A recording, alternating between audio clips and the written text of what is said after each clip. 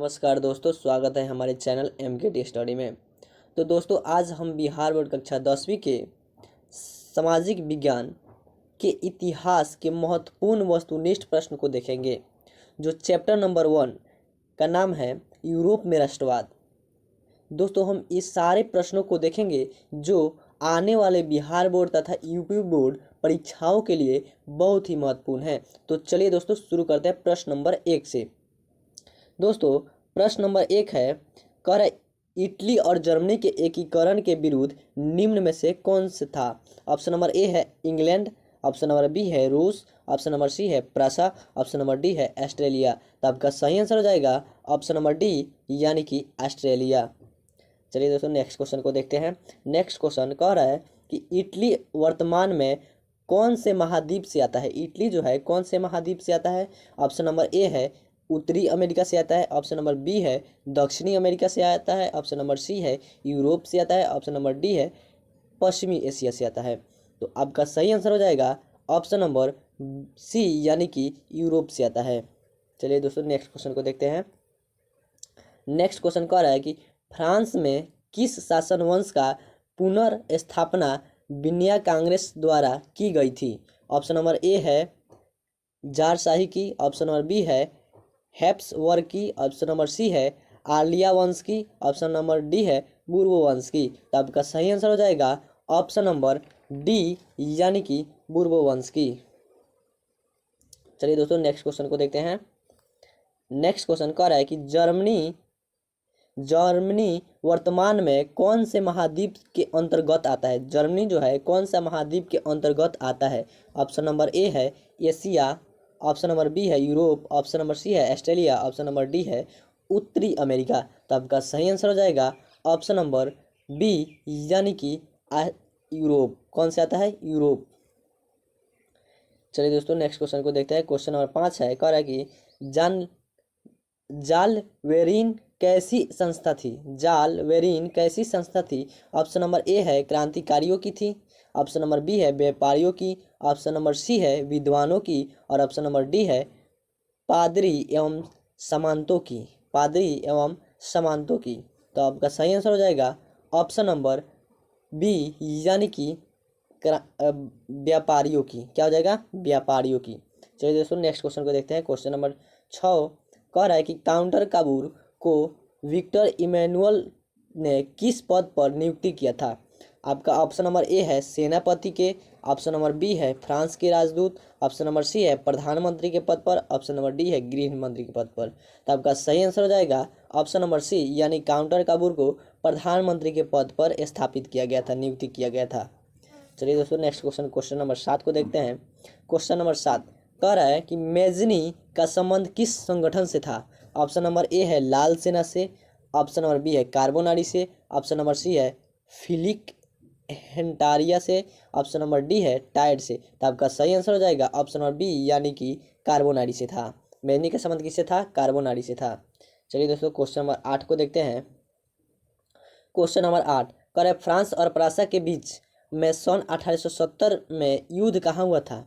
France और Prussia के बीच युद्ध सन 1970 में कहाँ हुआ था। ऑप्शन नंबर ए है सेडोवा में, ऑप्शन नंबर बी है ऑप्शन नंबर ए है सेडान में, ऑप्शन नंबर बी है सेडोवा में, ऑप्शन नंबर सी है फ्रैंकफर्ट में, ऑप्शन नंबर डी है साइडान में। तो आपका सही आंसर हो जाएगा ऑप्शन नंबर ए, यानी कि सेडान में हुआ था।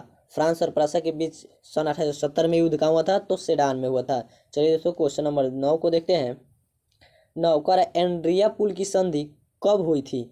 एंड्रिया पुल की संधि कब हुई थी। ऑप्शन नंबर ए 1829 में, ऑप्शन नंबर बी 1828 में, ऑप्शन नंबर सी 1830 में, ऑप्शन नंबर डी है 1831 में। तो आपका सही आंसर हो जाएगा ऑप्शन नंबर ए, यानी कि 1829 में हुआ था। चलिए दोस्तों, नेक्स्ट क्वेश्चन नंबर 10 को देखते हैं।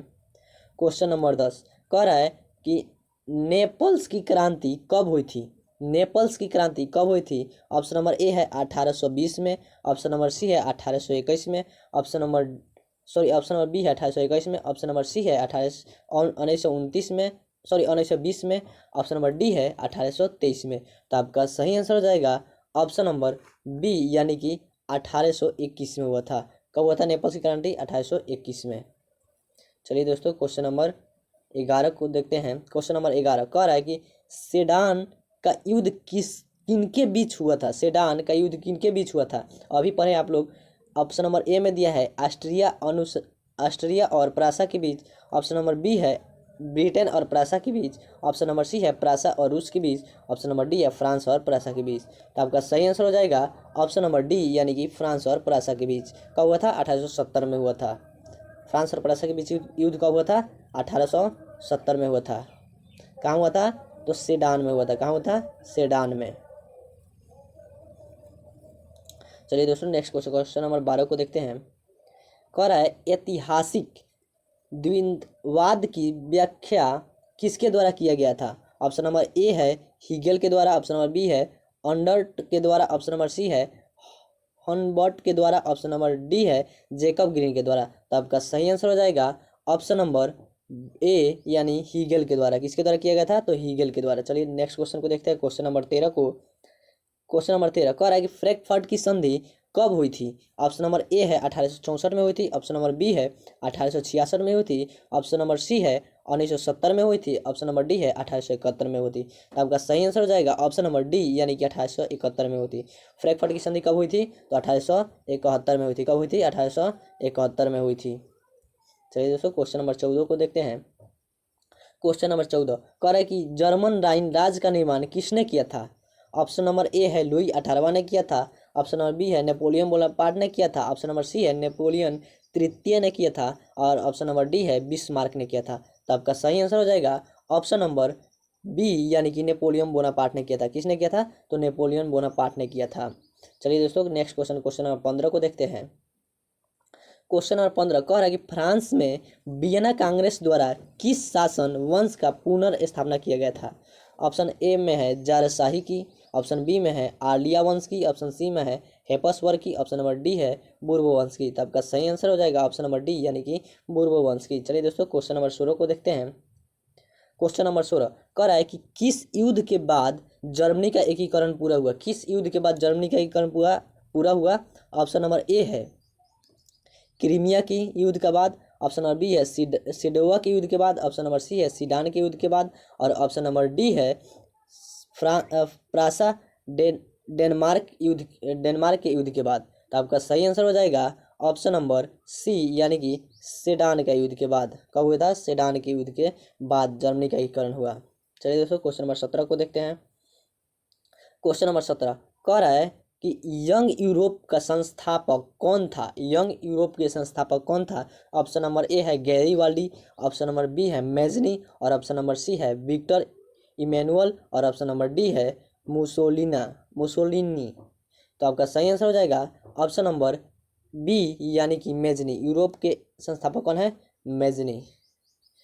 दोस्तों नेक्स्ट क्वेश्चन को देखते हैं। क्वेश्चन नंबर 11 कह रहा है कि यूरोप का मरीज किसे कहा जाता है। यूरोप का मरीज किसे कहा जाता है। ऑप्शन नंबर ए है तुर्की की। ऑप्शन नंबर बी है इटली की। ऑप्शन नंबर सी है इंग्लैंड की। और ऑप्शन नंबर डी है फ्रांस की। तो आपका सही आंसर हो जाएगा ऑप्शन नंबर ए, यानी कि तुर्की की यूरोप का मरीज कहा जाता है। चलिए दोस्तों क्वेश्चन नंबर नेक्स्ट, यानी कि 19 नंबर क्वेश्चन को देखते हैं। 19 नंबर क्वेश्चन कह रहा है कि वियना कांग्रेस कब हुआ था। वियना कांग्रेस कब हुआ था। ऑप्शन नंबर ए में है 1815 में। ऑप्शन नंबर बी है 1818 में। ऑप्शन नंबर सी है 1820 में। ऑप्शन नंबर डी है 1848 में। तो आपका सही आंसर हो जाएगा 1815 में वियना कांग्रेस हुआ था। वियना कांग्रेस सम्मेलन कब हुआ था? 1815 में। चलिए दोस्तों क्वेश्चन नंबर 20 को देखते हैं। क्वेश्चन नंबर 20 कह रहा है जर्मनी के एकीकरण का मुख्य वास्तुकार कौन था। ऑप्शन नंबर ए है मेजनी था। ऑप्शन नंबर बी है गैरीवाल्डी जी थे। ऑप्शन नंबर सी है लेनिन जी थे। ऑप्शन नंबर डी है बिस्मार्क जी थे। तो आपका सही आंसर हो जाएगा ऑप्शन नंबर डी, यानी कि बिस्मार्क। क्या हो जाएगा आपका आंसर? बिस्मार्क जी थे। चलिए दोस्तों क्वेश्चन नंबर नेक्स्ट, यानी 21 नंबर क्वेश्चन को देखते हैं। क्वेश्चन नंबर 21 कह रहा है कि इटली के एकीकरण में निम्नलिखित में से किसका संबंध नहीं है। यानी कि इटली के एकीकरण में निम्नलिखित में से किसका संबंध नहीं है। ऑप्शन नंबर ए में कह रहा है बिस्मार्क की। ऑप्शन नंबर बी में कह रहा है मेजनी की। और ऑप्शन नंबर सी में कह रहा है काबूर की। और ऑप्शन नंबर डी में कह रहा है गैरीवाल्डी की। तो आपका सही आंसर हो जाएगा ऑप्शन नंबर ए, यानी कि बिस्मार्क की कोई संबंध नहीं था। चलिए दोस्तों क्वेश्चन नंबर 22 को देखते हैं। क्वेश्चन नंबर 22 कह रहा है कि 1830 की क्रांति के बाद फ्रांस में किस प्रकार का शासन स्थापित हुआ। ऑप्शन नंबर ए है संघीय शासन व्यवस्था, ऑप्शन नंबर बी है गणराज्य व्यवस्था, ऑप्शन नंबर सी है संवैधानिक राजतंत्र और ऑप्शन नंबर डी है अधिनायकवाद। तो आपका सही आंसर हो जाएगा ऑप्शन नंबर सी यानी संवैधानिक राजतंत्र। क्या हो जाएगा? संवैधानिक राजतंत्र। चलिए दोस्तों क्वेश्चन नंबर नेक्स्ट को देखते हैं यानी कि 23 नंबर क्वेश्चन को देखते हैं। क्वेश्चन नंबर 23 है कह रहा है कि जर्मनी के एकीकरण के लिए कौन उत्तरदायी है। ऑप्शन नंबर ए है Count Cavour, option number B है बिस्मार्क, ऑप्शन नंबर सी है गैरीवाल्डी और ऑप्शन नंबर डी है मेजनी। तो आपका सही आंसर हो जाएगा ऑप्शन नंबर बी यानी कि बिस्मार्क है। कौन है? बिस्मार्क। जर्मनी के एकीकरण के लिए कौन उत्तरदायी है? तो बिस्मार्क जी है। चलिए दोस्तों क्वेश्चन नंबर 24 को देखते हैं। क्वेश्चन नंबर 24 कह रहा है कि फ्रैंकफर्ट की संधि 1871 में कौन सी संधि हुई थी। ऑप्शन नंबर ए है फ्रैंकफर्ट की संधि हुई थी, ऑप्शन नंबर बी में कह रहा है पेरिस की संधि हुई थी, ऑप्शन नंबर डी में कह रहा है वियना कांग्रेस की संधि और ऑप्शन नंबर सी में कह रहा है वियना कांग्रेस की संधि और ऑप्शन नंबर डी में कह रहा है इनमें से कोई नहीं। तो आपका सही आंसर हो जाएगा ऑप्शन नंबर ए यानी कि फ्रैंकफर्ट की संधि 1871 में हुई थी। फ्रैंकफर्ट की संधि कब हुई थी? 1871 में। चलिए दोस्तों नेक्स्ट क्वेश्चन नंबर 25 की तरफ चलते हैं। क्वेश्चन नंबर 25 कह रहा है कि गैरीवाल्डी पेशे से क्या थे। ऑप्शन नंबर ए है जमींदार थे, ऑप्शन नंबर बी में है सिपाही थे, ऑप्शन नंबर सी में है नाविक थे और ऑप्शन नंबर डी में है किसान थे। तो आपका सही आंसर हो जाएगा ऑप्शन नंबर सी यानी कि नाविक थे। गैरीवाल्डी पेशे से क्या थे? तो नाविक थे। चलिए दोस्तों क्वेश्चन नंबर 26 की तरफ चलते हैं। क्वेश्चन नंबर 26 को देखते हैं। क्वेश्चन नंबर 26 कह रहा है कि रक्त एवं लौह नीति का प्रतिपादन किसने किया था। ऑप्शन नंबर ए है कि मेजनी, ऑप्शन नंबर बी है हिटलर, ऑप्शन नंबर सी है बिस्मार्क, ऑप्शन नंबर डी है इनमें से कोई नहीं। तो आपका सही आंसर हो जाएगा ऑप्शन नंबर सी यानी कि बिस्मार्क है। कौन है? रक्त एवं लौह की नीति का प्रतिपादन किसने किया था? तो बिस्मार्क ने किया था। किसने किया था? बिस्मार्क ने किया था। चलिए दोस्तों क्वेश्चन नंबर 27 को देखते हैं। क्वेश्चन नंबर 27 कह रहा है किस देश का साहित्य एवं ज्ञान विज्ञान यूरोप वासियों के लिए प्रेरणा स्रोत रहा। ऑप्शन नंबर ए है जर्मनी, ऑप्शन नंबर बी है यूनान और ऑप्शन नंबर सी है इंग्लैंड और ऑप्शन नंबर डी है तुर्की। तो आपका सही आंसर हो जाएगा ऑप्शन नंबर बी यानी कि यूनान। क्या हो जाएगा? यूनान। चलिए दोस्तों नेक्स्ट क्वेश्चन को देखते हैं। क्वेश्चन नंबर 28 को। क्वेश्चन नंबर 28 कह रहा है कि चार्टिस्ट किस देश में हुआ था। चार्टिस्ट आंदोलन किस देश में हुआ था। ऑप्शन नंबर ए है फ्रांस में हुआ था, ऑप्शन नंबर बी है ऑस्ट्रेलिया में हुआ था, ऑप्शन नंबर सी है हंगरी में हुआ था और ऑप्शन नंबर डी है इंग्लैंड में हुआ था। तो आपका सही आंसर हो जाएगा option number option number D यानी कि इंग्लैंड में हुआ था। चार्टिस्ट आंदोलन कहाँ हुआ था? तो इंग्लैंड में हुआ था। चलिए दोस्तों क्वेश्चन नंबर 29 को देखते हैं। क्वेश्चन नंबर 29 कह रहा है कि यूनान को स्वतंत्र राष्ट्रवाद कब घोषित किया गया। ऑप्शन नंबर ए है 1836 में, ऑप्शन नंबर बी है 1832 में, ऑप्शन नंबर सी है 1842 में, ऑप्शन नंबर डी है 1830 में। तो आपका सही आंसर हो जाएगा ऑप्शन नंबर बी यानी 1832 में यूनान को स्वतंत्र राष्ट्र की घोषित किया गया। चलिए दोस्तों क्वेश्चन नंबर 30 को देखते हैं। क्वेश्चन नंबर 30 कह रहा है एंड्रिया पुल की संधि किन दो देशों के मध्य में हुई थी। ऑप्शन नंबर ए है यूनान पोलैंड, ऑप्शन नंबर बी है हंगरी पॉइंट, ऑप्शन नंबर सी है तुर्की हंगरी और ऑप्शन नंबर डी है तुर्की और रूस। तो दोस्तों इसका आंसर आप लोग कमेंट में दीजिएगा। चलिए इसके बाद हम लोग नेक्स्ट क्वेश्चन को देखते हैं। क्वेश्चन नंबर लास्ट है यानी कि 31 नंबर क्वेश्चन को देखते हैं। दोस्तों 31 नंबर क्वेश्चन कह रहा है किस देश का हंगरी पर पूर्ण अधिपत्य था। ऑप्शन नंबर ए है फ्रांस, ऑप्शन नंबर बी है ऑस्ट्रेलिया और ऑप्शन नंबर सी है ब्रिटेन, ऑप्शन नंबर डी है तुर्की। तो आपका सही आंसर हो जाएगा ऑप्शन नंबर बी यानी कि ऑस्ट्रेलिया का था। चलिए दोस्तों हमारा क्वेश्चन जो है यहीं पे समाप्त होता है। फिर मिलेंगे अगले वीडियो में। तब तक के लिए आप लोग से एक रिक्वेस्ट है कि ऐसे ही वीडियो पाने के लिए हमारे चैनल को सब्सक्राइब करें, लाइक करें और ज़्यादा से ज़्यादा शेयर करें ताकि हम आप लोग के लिए बहुत ही महत्वपूर्ण वस्तुनिष्ठ प्रश्न को लेकर आते रहे और आप लोग पढ़ते रहे। तो चलिए दोस्तों आज के लिए इतना ही। फिर मिलेंगे अगले वीडियो में। तब तक के लिए धन्यवाद।